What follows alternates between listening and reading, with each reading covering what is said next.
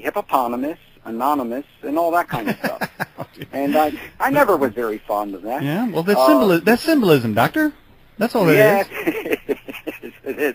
Especially when you get the hippopotamus symbolism in Egypt. That's something else altogether. All right. But so it's a name that I've had to grow to like, and I'm a little bit embarrassed about it in some cases, like concerning Saint Jerome, who wrote the Latin, got involved with the Latin Vulgate Bible, etc., and the Greek Septuagint, and he made some huge mistakes, unfortunately, because he didn't know Hebrew. If you don't know Hebrew and you're translating the Bible, you're going to get in trouble. Well, we're going to have to. I'll tell you what. Why don't we just segue into this question here? Did the founding fathers set this nation out to be a Christian nation? No, they set it to be a nation that you could choose whichever religion you wanted. Most of them were Christians. Most of them were Christians. There's no doubt about that. Yeah. But the founding fathers realized if you have a nation that is supposed to be just one religion, you're going to have it's going to be very weak from the standpoint of it's not the e pluribus unum type of thing that they needed to hold this country together. Many of the founding fathers were deists, and their concept is they wanted to be free to worship in the way they desired and did not want to be under the kind of monarchy that told them what they had to believe. That's what the Age of Enlightenment was all about. It was all about separation of church and state. There's been lots of discussions since about In God We Trust and our coins being supposed to be proving that we are a Christian nation. That only proves God is just not, God is not just Christian. It can be a number of different faiths, a number of different paths. And like the Celtic tradition, especially, it's an important tradition. By the way, that Ireland trip you guys that they're pushing is a terrific trip.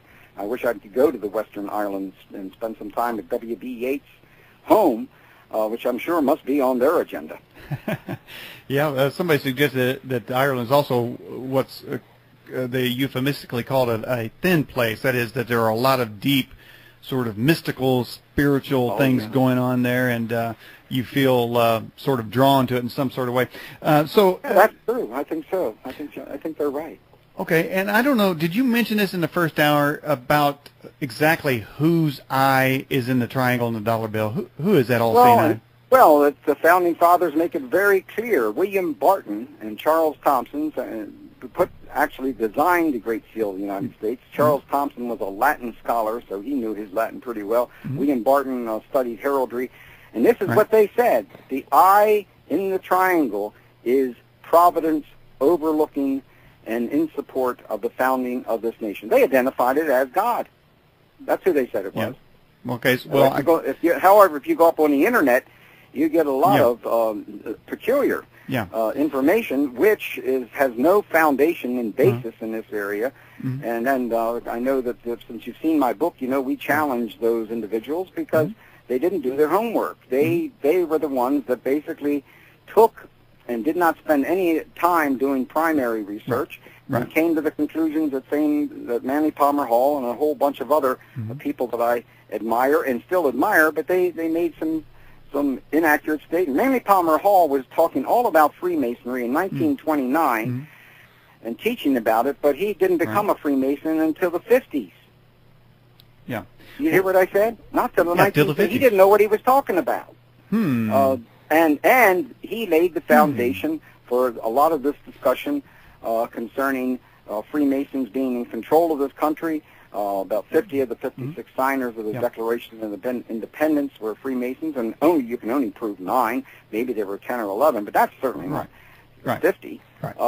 So there's a gross exaggeration in that, and there's a gross exaggeration in regards to who created that pyramid in the eye in the triangle, and it's very simple. William Barton and Charles Thompson took 6 years on that committee.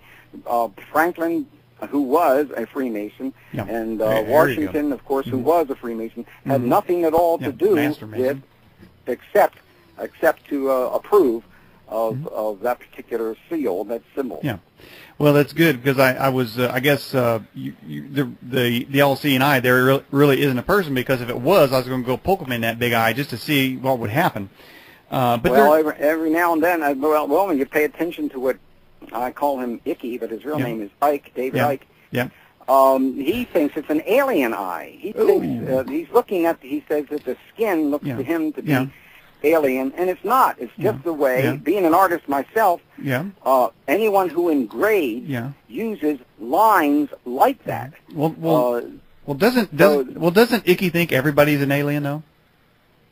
Well, yes, and I think he basically does, and I think he thinks the guys that are in control of the world right now have the blood of the most important leading aliens. And, you know, it's an interesting theory. There certainly are aliens here. I don't think there's any doubt about that. I think that, however, that he's exaggerating a bit, especially when he gets to the Liberty Bell. Really? And he thinks that the Liberty Bell is satanic because, as he says, he thinks that Liberty Bell, the name Bell, comes from Beelzebub, or Baal, the god Baal. It doesn't come from that. Well, does that make Art Bell an alien? Well, of course, we all know Art Bell is an alien. Yeah, we know that. And does it make Belfast, Ireland, an alien place to hang out? Does it make all Belgians aliens? Whoa.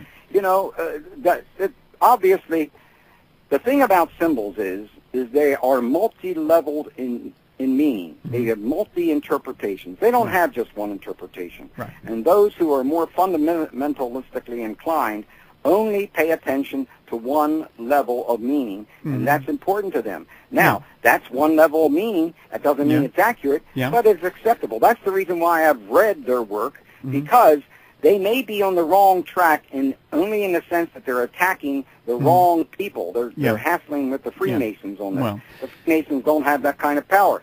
But they also know that something serious is going on that's in control of us. And you know, when you find out the Time magazine or Newsweek magazine or some of the other media had its foundations in the skull and bones, you begin to see exactly what's going on. They own the media, and they do allow a certain amount of discussion by the lower, that is the reporters and that type of thing. But higher up, if they don't want you saying certain things, you're just cut off. They just won't print it.